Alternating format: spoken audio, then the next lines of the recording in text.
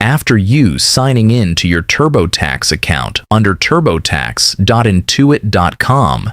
So first, make sure you are clicking on this Tax Home button. After that, you want to scroll all the way to the bottom.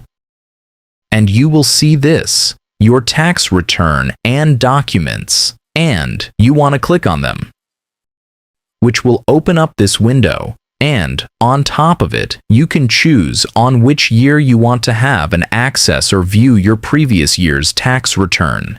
And after you choose the year, you may get to recover it by clicking right here on the download or print return as PDF file.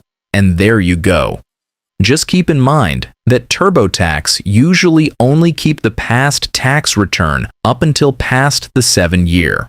If you still have any question, just comment down below and I will try my best to guide and help you guys.